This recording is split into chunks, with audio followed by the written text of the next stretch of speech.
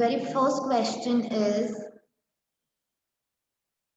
name the landform features that separate Europe from Asia. अब हमें क्या बताना है, उन लैंडफॉर्म फीचर्स के बारे में बताना है जो एशिया और यूरोप को सेपरेट करते हैं, right? The first one is Ural mountains, next is the Caspian sea and the black sea. ये सेपरेट करते हैं यूरोप और एशिया को। The Ural mountain, the Caspian sea and the black sea, they separate Europe from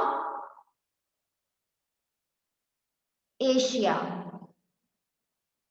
next, I hope ये आपको clear होगा। It's name of mountain and seas जो separate करते हैं एशिया और यूरोप को। Next, which is the smallest continent? By what other name do we often call it? Okay, so सबसे छोटा कॉन्टिनेंट क्या है और उसका एक और नाम हमें बताना है, उसका दूसरा नाम जिससे हम उसे बोलते हैं। So the smallest continent is Australia. सबसे स्मॉलेस्ट कॉन्टिनेंट कौन सा है? ऑस्ट्रेलिया है। And it is often called the island continent, और उसे क्या बोलते हैं? आइलैंड कॉन्टिनेंट कहते हैं, ठीक है? बिकॉज वो चारों ही तरफ से उसके अराउंड ओशियंस हैं, it's a kind of island, और इसीलिए उसे आइलैंड कॉन्टिनेंट कहते हैं। व्हाइल एक्सप्लेनिंग द चैप्टर मैंने आपको बताया था, राइट, मैथ में, if you remember. So which is the smallest continent? Australia is the smallest continent and it is often called the island continent, right? ये समझ में आया? Okay, next, why does the earth appear blue from space? अब अर्थ blue क्यों दिखाई देती है? अगर स्पेस में हम देखें तो अर्थ का कलर ब्लू क्यों दिखाई देता है? बिकॉज अर्थ की सरफेस पर 71% वाटर है, राइट? और जब हम उसे आउटर स्पेस से देखते हैं, स्पेस में से देखते हैं, तो क्या दिखाई देती है? अर्थ ब्लू दिखाई देती है। This is why earth is called as blue planet. So answer पढ़ते हैं हम। 71% of the surface of the earth is covered with water, जो मैंने आपको बताया, राइट? 71% अर्थ की सरफेस किससे कवर्ड है? पानी से कवर्ड है। That's why as a result it appears blue in color when we see from space, जब हम उसे स्पेस से देखते हैं, राइट? समझ में आया answer? If it is clear then please thumbs up. Okay, very good. Okay, name the 5 layers of the atmosphere. अब हमें क्या बताना है? एटमॉस्फेयर की 5 लेयर्स के नाम बताने हैं। So 5 layers of the atmosphere are, 5 layer कौन कौन सी है एटमॉस्फेयर में? First one is troposphere, second is stratosphere. What do we read this? Stratosphere, stratosphere.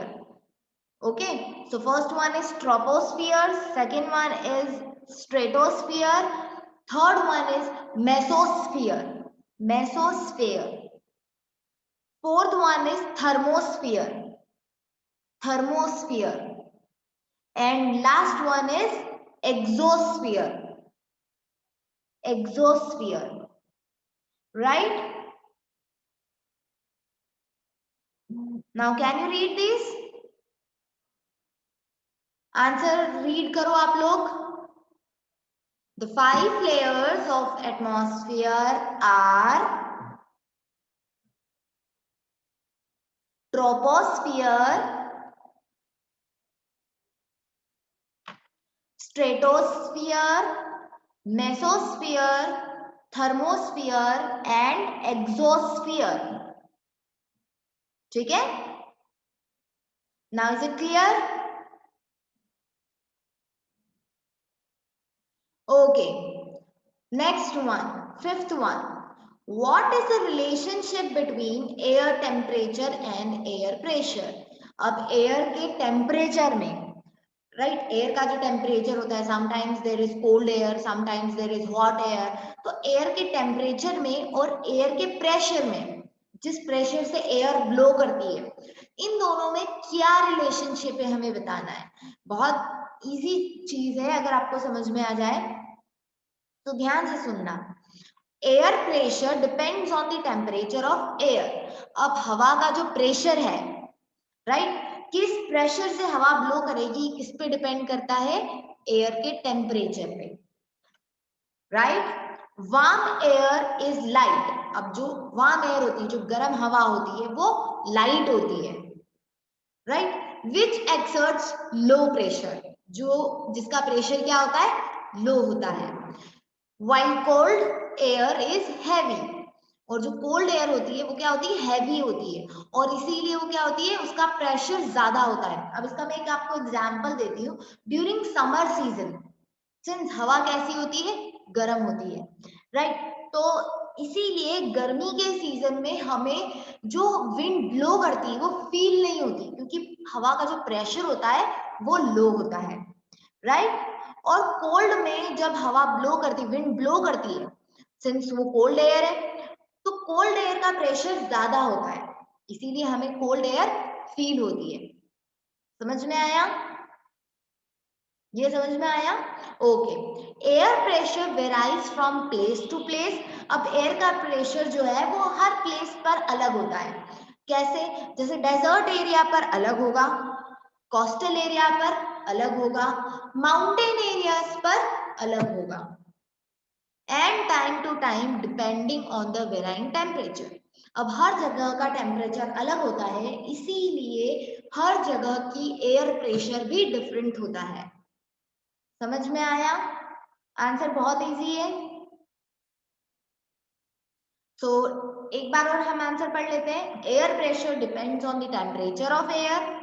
Warm air is light and exerts low pressure, while cold air is heavy, exerts high pressure. Air pressure varies from place to place and from time to time depending on the varying temperature. Okay, बहुत easy था, समझ में आया?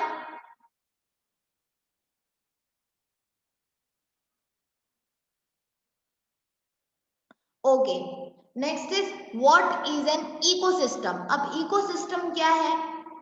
Ecosystem is a distinct zone, एक क्या है? अलग तरीके का जोन है इन दी बायोस्फीयर। अब हमने स्फीयर पढ़े, लिथोस्फीयर, हाइड्रोस्फीयर, एटमॉस्फेयर, और इन तीनों का जहां पे प्रेजेंस होता है उसे बायोस्फीयर कहते हैं, राइट। तो इकोसिस्टम क्या है? एक ऐसा जोन है बायोस्फीयर में जिसका खुद का अपना क्लाइमेट होता है, अलग तरीके के प्लांट्स होते हैं, अलग तरीके के एनिमल्स होते हैं। जैसे कि हम अगर एक्वेटिक एनिमल की बात करें या मैरीन लाइफ की, वो एनिमल्स जो पानी के अंदर रहते हैं, वो क्या है? एक इकोसिस्टम है। वहां का जो टेम्परेचर है वो डिफरेंट होता है, वहां के प्लांट्स अलग होते हैं, वहां के एनिमल्स अलग होते हैं। तो ऐसे प्लेसेस को हम, ऐसे जोन को क्या कह सकते हैं? इकोसिस्टम कहते हैं, ठीक है। Biosphere is made up of numerous ecosystem. अब एक बायोस्फीयर है, राइट। अब बायोस्फीयर में बहुत सारे इकोसिस्टम्स होते हैं, ठीक है, जिसमें अलग अलग तरीके के प्लांट्स, अलग तरीके के एनिमल्स, वहां का टेम्परेचर, वहां का क्लाइमेट अलग होता है, ठीक है। तो this is what ecosystem is. I hope यहां तक आपको समझ में आ गया होगा। Next, why is the Atlantic the busiest ocean? अब अटलांटिक ओशियन सबसे ज्यादा बिजिएस्ट ओशियन क्यों कहा जाता है? बिजी मतलब तो पता है ना, व्यस्त रहने वाला, हमेशा काम करने वाला, बिजी रहना, है ना। तो अटलांटिक ओशन को बिजीएस्ट ओशन क्यों कहा जाता है? Atlantic is the busiest ocean because the coasts along the Atlantic Ocean are very irregular and therefore provides excellent locations for port and harbors.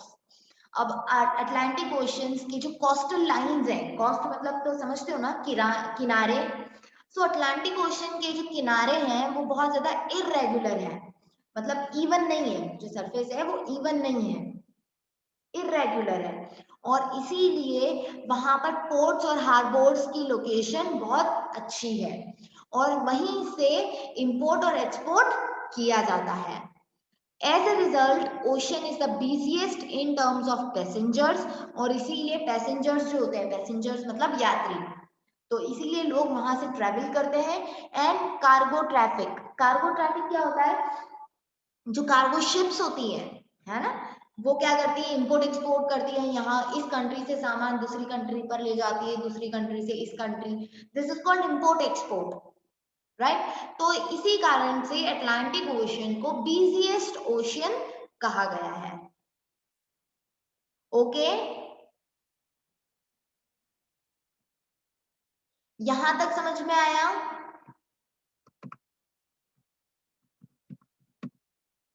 Is it clear?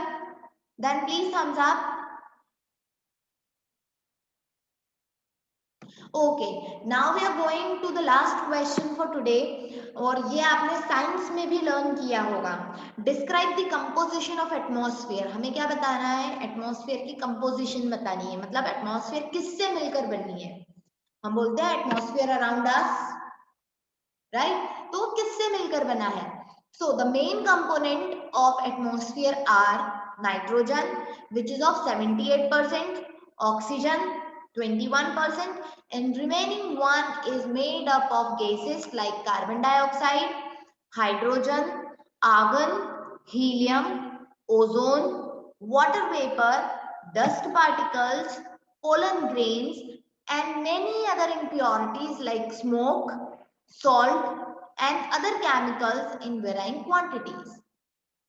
Right, अब atmosphere किससे मिलकर बना है, nitrogen, oxygen and 1% of other gases like carbon dioxide, hydrogen, argon, helium, ozone, water vapor, dust particles, pollen grains, और बहुत सारी इसमें क्या है, impurities है। अब impurities कौन कौन सी हो सकती है, स्मोक जो इंडस्ट्रीज से निकलती है, सॉल्ट एंड अदर केमिकल्स, और भी बहुत सारे केमिकल्स इन वेराइंग क्वांटिटीज, जो अलग अलग क्वांटिटीज में प्रेजेंट है। तो यहां तक आप लोगों को कोई doubt, if you are having any doubt you can ask.